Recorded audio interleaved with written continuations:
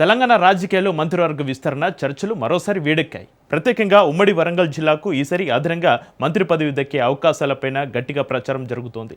ఇప్పటికే ఇద్దరు మహిళా మంత్రులు ప్రాతినిధ్యం వహిస్తున్న జిల్లాలో మరో కీలక పదవి ఎవరి ఖాతాలో చేరబోతుందన్నది ఇప్పుడు హాట్ టాపిక్గా మారింది.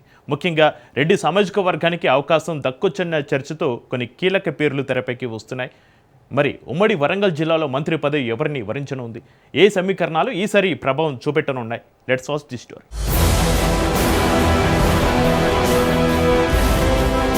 తెలంగాణలో మంత్రివర్గ విస్తరణపై రాజకీయ చర్చలు మళ్లీ ఊపందుకున్నాయి. ఈసారి ఉమ్మడి వరంగల్ జిల్లాకు మరో మంత్రి పదవి దక్కే అవకాశాలపై గట్టి ప్రచారం సాగుతోంది.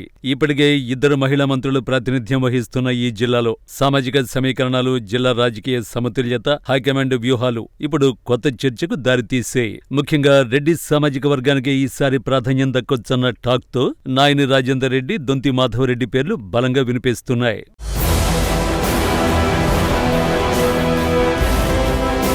మంత్రివర్గ విస్తరణ చర్చలు జోరందుకున్న వేళ ఈసారి మరో మంత్రి పదవి ఉమ్మడి వరంగల్ జిల్లాకి ఖాయమన్న టాక్ వినిపిస్తోంది.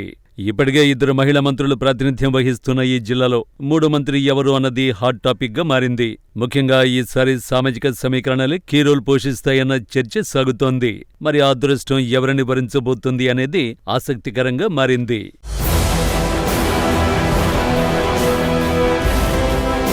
తెలంగాణలో హైదరాబాద్ తర్వాత రాజకీయంగా కీలకమైన జిల్లా ఉమ్మడి వరంగల్.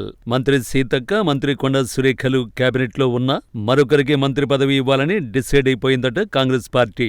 ఒకరు బీసీ సామాజిక వర్గం, మరొకరు ఎస్టీ సామాజిక వర్గం నుంచి మంత్రులుగా కొనసాగుతున్నారు. మరొకరికి మంత్రి పదవి ఇస్తే సామాజిక సమీకరణలో భాగంగా రెడ్డి సామాజిక వర్గానికి ఇవ్వాలని డిసైడ్ అయిపోయారట.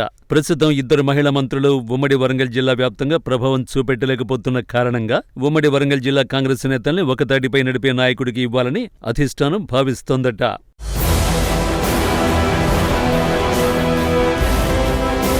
ఈ నేపథ్యంలోనే మరో మంత్రి పదవిని ఈ జిల్లాకు కేటాయించే అవకాశాలపై చర్చ మొదలైంది.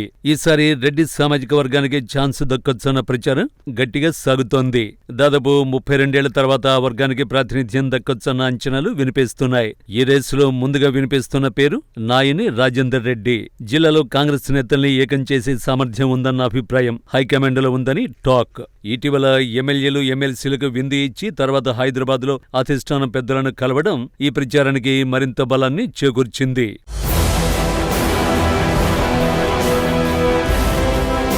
మరోవైపు నర్సంపేట ఎమ్మెల్సీ దొంతి మాధవరెడ్డి కూడా రేసులో ఉన్నారు. గ్రాస్ రూట్ నుంచి ఎదిగిన నాయకుడు, హైకమాండ్తో మంచి సంబంధాలు, ఇవి ఆయనకు ప్లస్ పాయింట్లుగా మారాయి. ఇప్పటికే ఢిల్లీలో లాబింగ్ కూడా జరుగుతోందనే చర్చ వినిపిస్తోంది. ఇదిలా ఉంటే మరోసారి ఎస్టీ వర్గానికి అవకాశం ఇస్తే డోర్నకల్ ఎమ్మెల్యే రామచంద్ర నాయక్ పేరు కూడా వినిపిస్తోంది. అయితే ఇప్పటికే సీతక్క అదే వర్గానికి చెందిన వారే కావడంతో ఆ అవకాశాలు ఎంతవరకు ఉంటాయన్నది క్లారిటీ లేదు.